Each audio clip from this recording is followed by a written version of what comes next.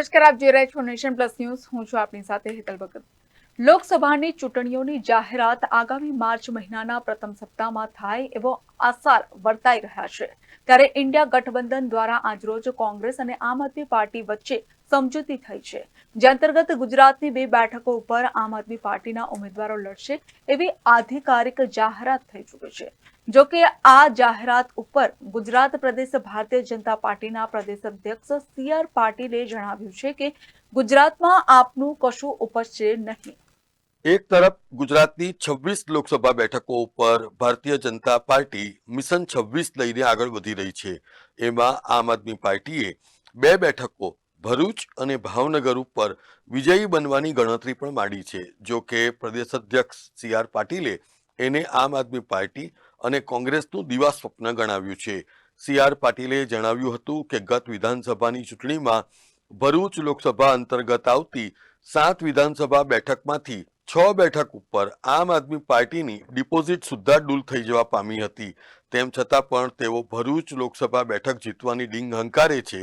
પરંતુ તેમણે એમ પણ જણાવ્યું કે ગુજરાતના મતદારો ગઠબંધનને જાકારો આપીને ભારતીય જનતા પાર્ટીના ઉમેદવારોને 5 લાખની લીડથી વિજયી બનાવશે. આજે કોંગ્રેસ અને આપ દ્વારા ઇન્ડી ગઠબંધન એમના દ્વારા ગુજરાતની અંદર લોકસભાની 2 સીટ જીતવા માટે નિર્ણય લેવામાં આવ્યો છે. મને એવું લાગે છે કે કોંગ્રેસ અને આપ બંને હજુ પણ દિવા સ્વપ્નમાં રાચે છે. વાસ્તવિક ભૂમિ પર આવવા માટેની એમની તૈયારી નથી. ચૈતર વસાવા કે આપને ભરૂચની સીટમાં ફક્ત 13% મત મળ્યા હતા અને ભારતીય જનતા પાર્ટીને 51% મત મળ્યા હતા. કોંગ્રેસને લગભગ 25-26% મત મળ્યા હતા. બંનેના મતો ભેગા કરીએ તો પણ લગભગ 13% મત ભારતીય જનતા પાર્ટીના વધારે છે. અને જો આપની વાત કરીએ તો આપમાં ચૈતર વસાવા સિવાય બાકીની એટલે કુલ 7માંથી 4 વિધાનસભામાં આપની ડિપોઝિટ જમા થઈ ગઈ હતી.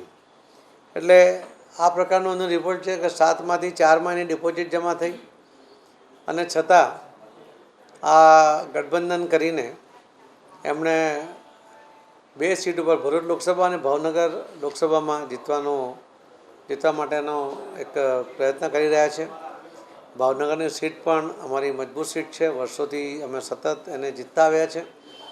ત્યાં પણ અમારું ખૂબ સારું એ વાતાવરણ છે. Bureau report, nation plus news, Vadodara. સમાચારોના સતત અપડેટ માટે નેશન પ્લસ ન્યૂઝના યુટ્યુબ ચેનલને સબસ્ક્રાઇબ કરો, બેલ આઇકન દબાવો અને ફોલો કરો ઇન્સ્ટાગ્રામ, ફેસબુક અને ટ્વિટર પર.